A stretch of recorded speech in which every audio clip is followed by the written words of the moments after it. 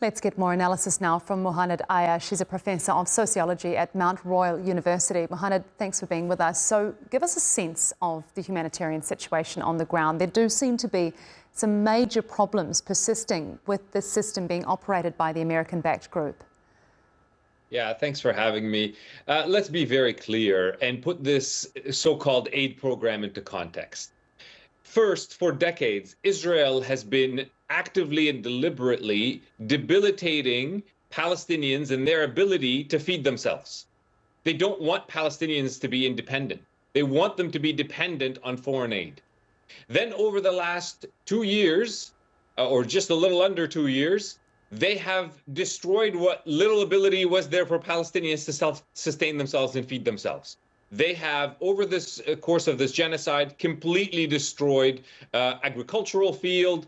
They've prohibited Palestinians essentially from fishing. They've killed livestock. They've destroyed all the infrastructure that Palestinians had to feed and sustain themselves.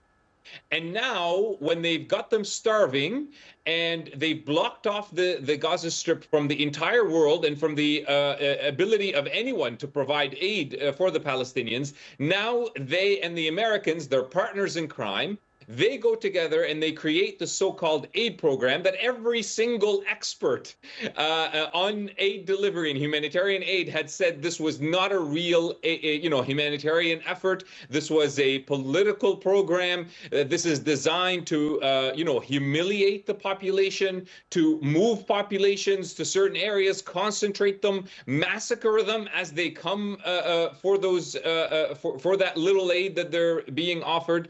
And essentially, the aid program would be part of the Israeli goal of making life impossible for Palestinians in the Gaza Strip. So that's the real context of this so-called aid program. It's a political military maneuver designed to continue to drive Palestinians out of the Gaza Strip. So, Muhammad, what needs to change here to fix the hunger crisis? Obviously, opening of the borders immediately, allowing unlimited and good quality aid to come in, allowing actual professionals from the United Nations to oversee the distribution of that aid. They do it very well. We have the operational capacity at hand here to feed everyone, to start reconstructing Gaza. But what is lacking really is the political will.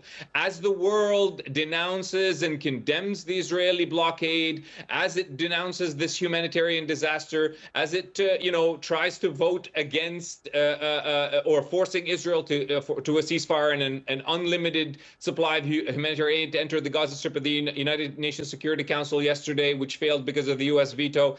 As the world is doing all that, it is not doing what is actually needed to end this genocide and to allow Palestinians to live. And what is needed is economic and political pressure on Israel. I say that before, I'll say it again. That is what is needed. And I want to also add context to this.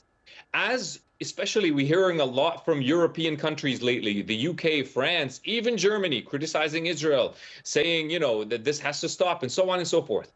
The Israeli Defense Ministry released the numbers for its exports, defense exports in 2024. They were $14.8 billion, a record high. They went up from $13 billion in 2023. They're making more money from their weapons than they ever had in their history.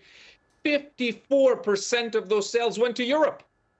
So I am not buying these lectures from Europe about how they care about human rights.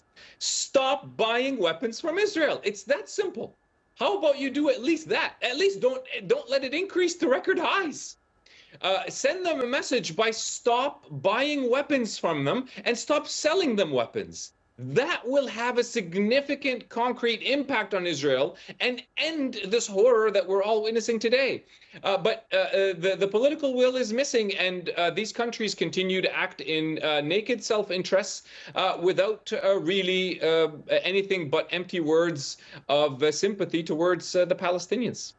Muhannad Ayyash, Professor of Sociology at Mount Royal University, thank you so much. Thank you for having me.